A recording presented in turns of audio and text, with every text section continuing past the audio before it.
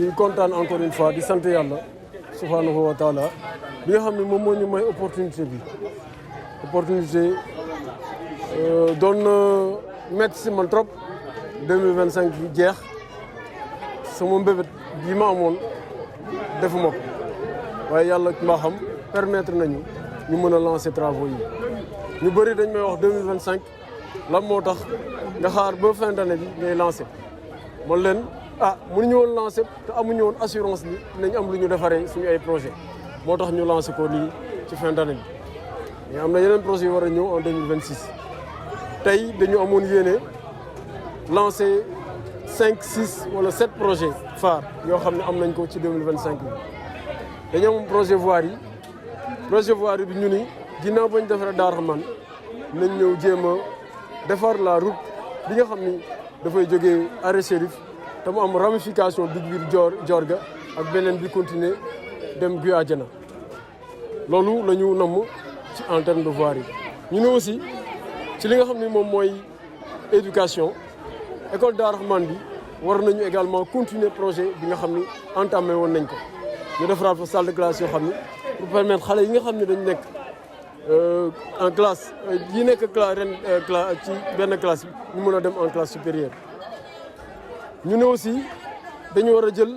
poste de santé bi nga xam ni mooy poste de santé Santhiaba ñu dugaloon ko suñu PA yi 2025 ñun également nañ ko lancé waale ñun également place publique yi nañ ko jéem a aménager si lañ tànnee place publique bi nga xam ni moom mooy place publique bu Guy Adjana place publique bu Lambadia place publique bi nga xam ni moom moo nekk fële ci Léona Chérif waaye aussi bëgg nañ projet bi nga xam ni projet de gestion et de valorisation des déchets la bi nga xam ne am nañ ko ñu jëmmal ko également à travers un bâtiment boo xam ni c'est un bâtiment qui va servir de dépôt pour matériel bi nga xam ni produit yi nga xam ne dañ koy trier loolu moo nekkoon projet yi nga xam ne dañ nañ ko lancé fii tey ñu lancé ko rek à Chérif parce que Chérif ñëpp xam nañ ni man maire foofu laa dëkk te bi ma ñëwee ba léegi lancé gu ma fa projet d'envergure ñu noonu nag comme projet yu mag la dem na ci quartier yu bari waaye nañ boole yëpp lancé ko fii nga xam ne moom mooy Chérif mais après dañuy dem Dar Salaam dañuy dem Guy Adjana dañuy dem Dangu dañuy dem ci quartier yu nga xam ni dañu am problème voirie yi te ñu war a mën a gérer incha allahu rabbi parce que li ñu bëgg mooy désengorger la commune en termes de voirie loolu mooy li nga xam ni moom ñu fi dajale woon tey. nos travaux d'habitude c'est 6 mois d'exécution mais voirie bi am nañ yaakaar bu ñu ko démarré du mot sax 6 mois parce que kiñ ko dénk am nañ ci moom yaakaar ndax moom moo defar la route de Darou Rahmane moom la ñu wax ni mu defar la route de Chérif ki nga xam ni beneen entreprise ñu jël ko gis muy liggéey ak la ville de def fa lu rafet en terme de voirie ñun ko aussi kaa dimbaluñ ci loolu moom lañ jox yoon bi nga xam ne moo jógee arrêt Chérif di wàcc Guy Adjana donc ñooñu am nañ yaakaar ni dañu exécuter dans les délais école Darou Rahmane nag délai d'exécution c'est 2 mois parce que dañu bëgg bu ñu ko démarré décembre au plus tard fin janvier ñu mën ko delloo parce que 2 salles de classe méttiwul tabax ko méttiwul et bu xaalis bi dajee warut a yàgg te am nañ yaakaar incha allahu rek bu ñu ko démarré début janvier dina egg le plus rapidement possible. waaw donc day appel la bu ñu lancé waat rek c'est vrai que jusqu'à présent c'est dans l'oreille je pense d'un sourd parce que gisuñu benn réaction man j'ai dit au ministre de l'éducation bind naa ko lettre mu envoyé ma lettre de félicitation mais xaaruma ay félicitations ci moom du moom mooy évaluer samay population ñoo may évaluer li may xaar ci moom mooy mu ñëw jël loxoom dugal ko ci liggéey bi loolu rek laa xaar ci moom félicitation moom soxlawu ma ko kuy liggéey soxlawul nga naan ko félicitation te àggalagul li mu bëgg nga jàppale ko ci liggéey bi pour liggéey bi dox dañ koy lancer un appel école Darou Rahmane c'est une création de la commune de Rufisque Nord état defaru ko kenn defaru ko ñun ñoo ko defar te dañ bëgg nag éducation nationale ñu jàpp ci dugal ci seen loxo 2 salles de classe méttiwul par année buñ mënee defaral 5 salles de classe nañ ñu ko defaral bu ko defee xale yi mën a jàng dans les conditions les meilleures. wàllum koppar lépp PACASEN moo koy financé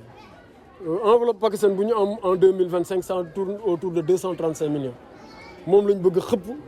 ci lii ñu ngi nekk di liggéey nii mu jël voirie bi jël place publique yi jël comment dire école bi jël poste de santé bi pour bu ko defee incha allahu rabbi ñu mën leen defar mais enveloppe bi lépp c'est l'enveloppe PACASEN que nous avons en 2025 qui tourne autour de 235 millions 240 millions loolu lañ bëgg xëpp ci projet yooyu. waaw initiative communautaire yi xam naa peut-être c'est pas l'objet ñu wax ci mais initiative communautaire moo indi projet yi nous sommes le maire et le premier représentant de la communauté. Ce que nous sommes en train de faire constitue une initiative communautaire. Pourquoi? Parce que ñun dañu fal ñu am conseil municipal am bureau municipal ku nekk dëkk ci gox di indi ay projet ci conseil municipal bi ñu ànd di ko tëggandoo di ko waxtaanoo te saa yu ñuy def budget dañuy def li ñuy wax consultation citoyenne dañuy woo quartier yi woo conseil de quartier woo association yi laaj lan mooy seen xalaat donc li ñu def nii pour man ci pandaw initiative communautaire la du lu ñu xam dañu tëdd suñu bureau rek bind ko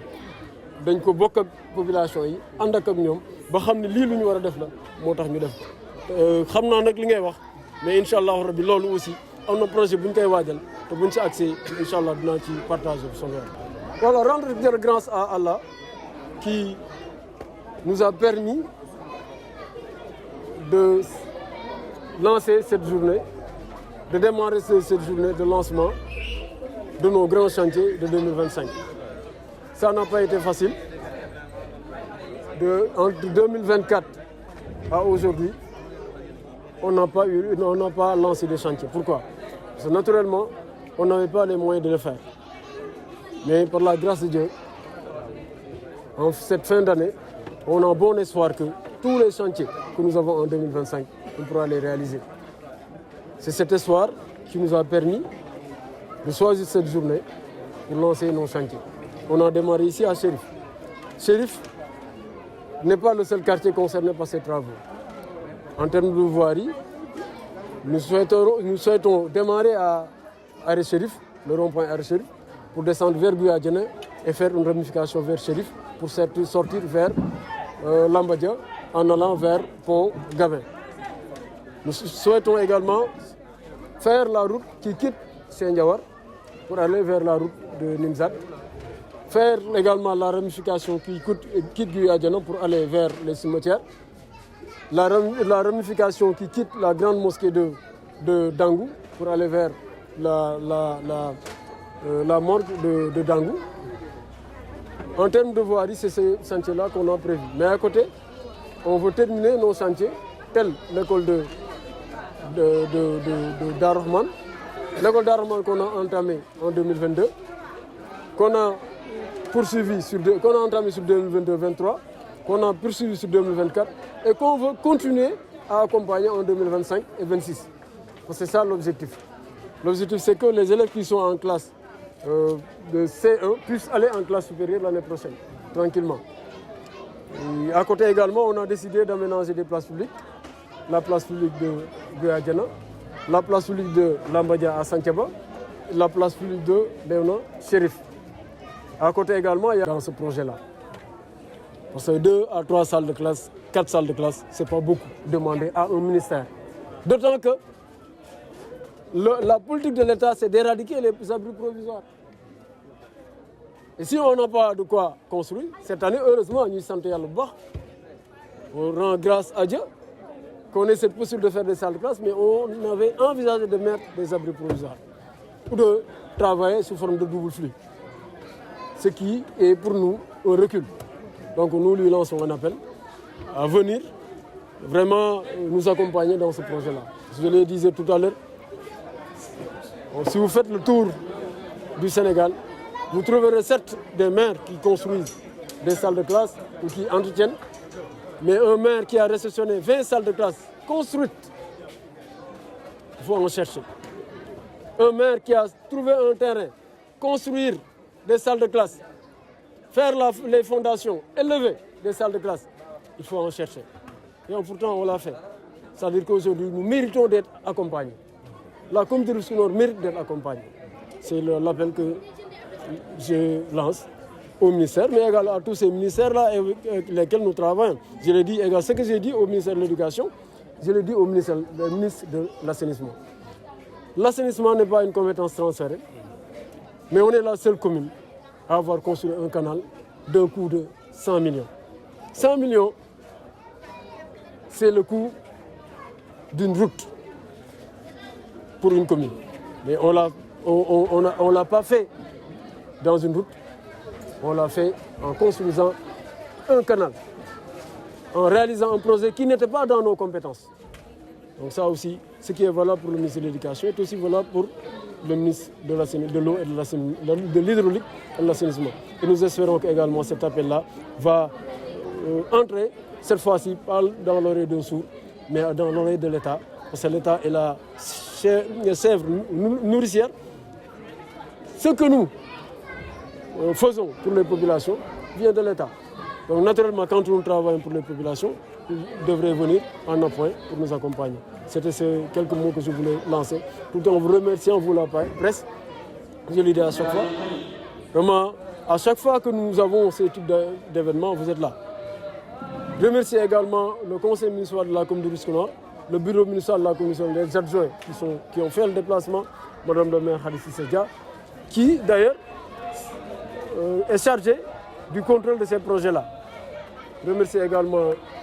monsieur le maire Abdoulaye Gueye, deuxième adjoint au maire. Monsieur le maire Adama Gueye également, je le remercie. Et remercier tous nos collaborateurs également, sans qui cette journée-là n'aurait pas toute cette dimension qu'elle vient d'avoir. En tout cas, vous remercier. Assalamu alaikum wa rahmatullah. ndax yow da ngay sunu doom te ne fi yéenu nu ko lii ba nu ko waxee léegi yàgg na waaye léegi lii la tey la ko yàlla dogaloon nga ñëw taxaw defal nu lii kon kontaan nañ ci bu baax noo ngi mobiliser xale yi di leen woo ñoom ñëpp ne la ma jàppale woon ak jàmbur nu am mbokk moo xam ne mi ngi fii di nu jàppale nan la fas yéene jéem a jàppale maa ngi leen di woo pour ñu dimbali jàppale la góorgóorlu leen ci bu baax yow moom jëlaa la fekk wasalaam